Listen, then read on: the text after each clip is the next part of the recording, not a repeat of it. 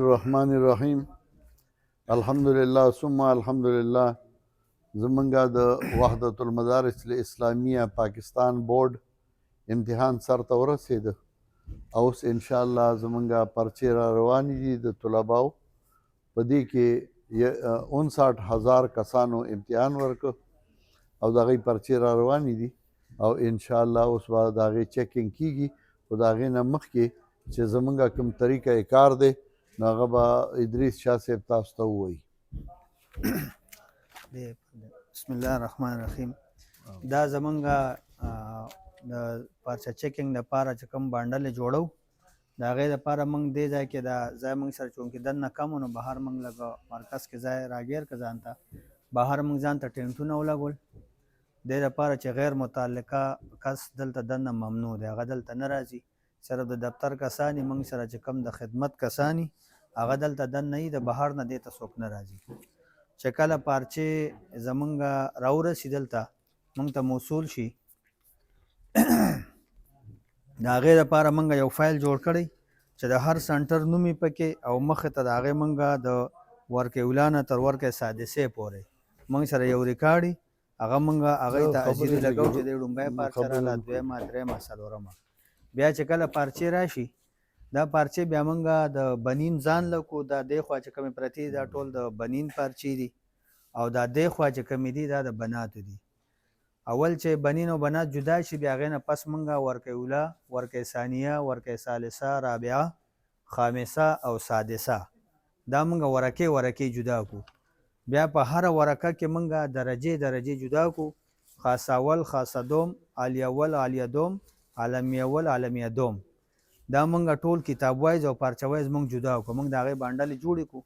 بیا دغه پارچې چې کومې دي دا موږ دننه بیا راړو. دننه زمونږ کسان ناست دي کوډینګ ته.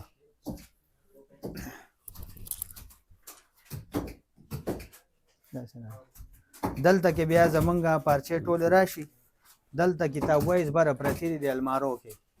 بره ډومبۍ پارچه ده بیا ورپسې دویمه ده بیا درېمه څلورمه پنځمه او شپږمه د هرې درجې شپږ پارچې ځان له پرتې. بیا چې کله دا کتاب موږ راړو بیا دا ملګري زمونږ ناست دي دی کوډینګ کوي. دی په سلیپ باندې یو کوډ لګوي او یو په پارچه باندې کوډ لګوي. د هغې مقصد دی چې پارچې د پاسه کوم کوډ ولګي او د سلیپ د پاسه د دې نه دا سلیپ بیا وشلېږي دا ترې کولاو شي. نو دې کې بیا د پارچې باندې نوم او نمبر وغیره هېڅ شی هم نه بیا چکر ته دا پته نه لګي چې دا پارچه د چا ده دا ترې وشلېږي. بیا د چیکینګ نه پس هغه بیا موږ را یو ځای کوو. هغې دپاره بیا بانډل دا د 200 پارچو یو بانډل جوړ شي. 200 پارچو بانډل جوړ شي. د هر بانډل کې خپل لیست لګېدلی. دې لیست باندې خپل سیریل ته خپل نمبر یې ولګي سیریل وایز او د دې نه پس د چیکینګ نه پس بیا موږ هغه سیریلې او دا هغې سره یو ځای کوو. هر کس ته خپل رزلټ هغه بیا معلومیږي.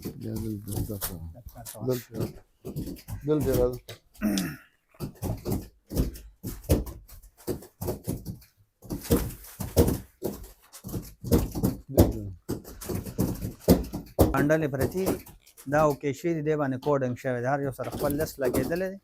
دا ریډي دی چیکینګ ته تیارې شوي دي او دا ټولې محفوظې پرتې په دې کې سیوایي کس بالکل دخله نشي کولی.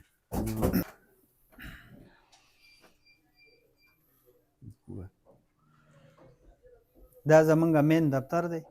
دلته کې زمونږ اپریټران چې کومي هغه ناست دي او هغوی خپل د دفتر کاروایي کوي.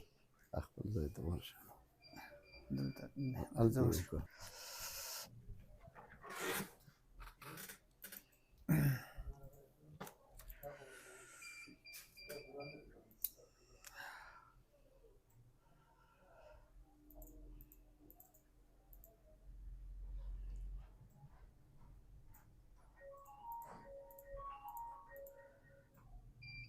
بس اوکې